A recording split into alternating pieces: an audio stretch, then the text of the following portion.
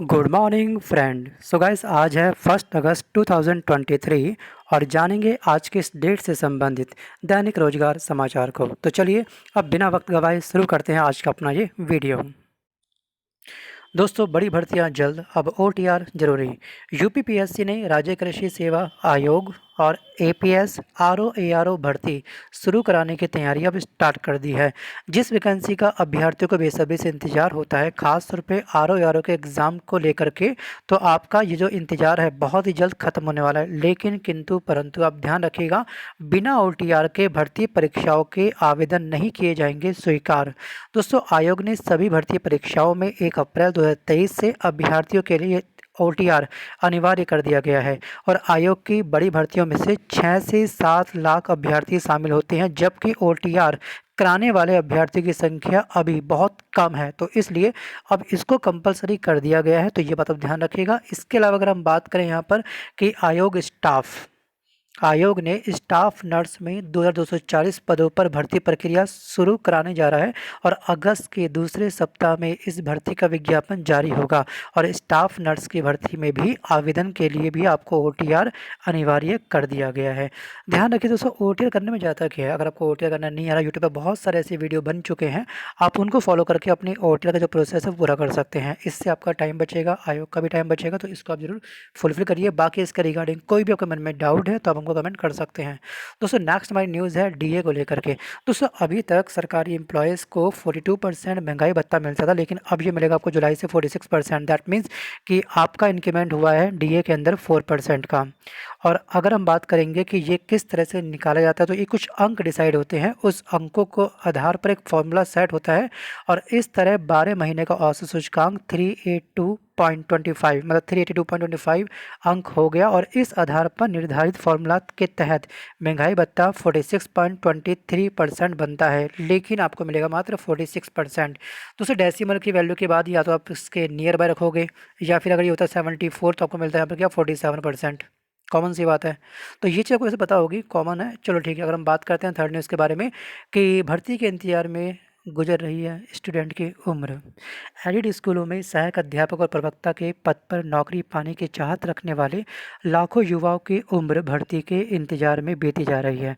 वहीं दूसरी तरफ सरकार की तरफ से नए शिक्षा आयोग के गठन को लेकर के घोषणा हुई है, लेकिन इसको लेकर के लगातार स्टूडेंट धरने भी दे रहे हैं क्योंकि आखिर में इतना विलम्ब क्यों हो रहा है। बच्चों की उम्र निकली जा रही है, रिस्पॉन्सिबिलिटी परिवार की होती है, वो बहुत ही लंबे समय से उनकी होल्ड पर चल रही है। ध्यान रखिएगा, बच्चा केवल एग्ज़ाम की तैयारी नहीं, बच्चा एक कहीं ना कहीं फैमिली का जो प्रेशर होता है उसको भी झेलता है। वो आप बखूबी जानते होंगे दोस्तों, बाकी हम इसका ज़्यादा बखान नहीं करेंगे। अगर हम बात करें, क्योंकि देखिए ये ना मैटर ऐसा है ना, जब जो देखोगे ना यूट्यूब पर कितने बच्चों ने धरना दिया इस आयोग को लेकर के, अभी कुछ टाइम बाद मतलब फिर शायद 2 अगस्त से मतलब कि कल से आपका एक नया धरना स्टार्ट हो रहा है। ठीक है, उसमें आप पार्टिसिपेट जरूर करिएगा अगर आप इस एग्ज़ाम की तैयारी कर रहे हो। तो अगर इस एग्ज़ाम की तैयारी नहीं भी कर रहे हो, आप नियर बाय उस एरिया में रहते हो, तो आपको जाना चाहिए ज़रूर। ठीक है, अगर हम बात करेंगे प्रदेश के एडिड इंटर कॉलेजों में शिक्षकों के 4163 पदों के लिए माध्यमिक शिक्षा सेवा चयन बोर्ड की तरफ से 1 साल पहले आवेदन लिए गए थे और इसमें टीजीटी के 3313 और पीजीटी के 850 पद शामिल हैं। थर्ड हमारी न्यूज़ दोस्तों यहाँ पर है कि यूजी के लिए 61,000 से अधिक रजिस्ट्रेशन हो चुके हैं। पिछले साल के मुकाबले इस बार 15,000 से अधिक पंजीकरण हुए हैं। पीजी के सभी 54 विषयों में दाखिले के लिए पहले चरण की कट ऑफ जारी हो चुकी है और 13 पाठ्यक्रमों में दाखिलों के लिए दूसरे चरण के तहत कट ऑफ जारी कर दिया गया और जिनमें से 10 पाठ्यक्रमों में मंगलवार मतलब कि आज से पंजीकरण और दस्तावेज अपलोड कराने का या करने की प्रक्रिया शुरू होगी। तो मंगलवार से किन किन सब्जेक्ट में आपके ये डॉक्यूमेंट सबमिट करने की स्टार्टिंग होगी, तो ये पढ़ लीजिएगा। ये सभी चीज़ें ध्यान से पॉज करके वीडियो को आप बात अब करते हैं नेक्स्ट बात। बच्चों को नहीं मिले यूनिफॉर्म के रुपए। आप दोस्तों अच्छे से जानते होंगे कि सरकारी स्कूलों में पढ़ने वाले कक्षा 1 से लेकर के 8वीं तक के 1 लाख से अधिक बच्चों का नया सत्र स्टार्ट हो चुका है। 4 महीने बीत चुके हैं, है ना। 31 मार्च रिजल्ट आता है।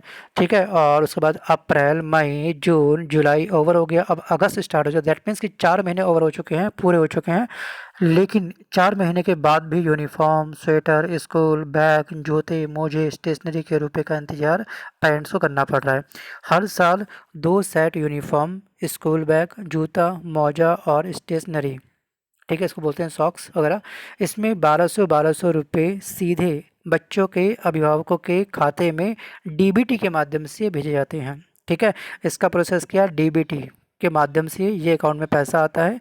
और इस साल प्रयागराज में 8वीं तक यहाँ पर 4 लाख, हाँ 4,11,285 बच्चों के रुपए मिलने हैं, जिनमें पहले फेज़ पर 75% बच्चों को पैसा मिल चुका है, लेकिन बाकी कुछ बच्चों का पैसा होल्ड है। ठीक है, ट्रांसफ़र नहीं हो सका।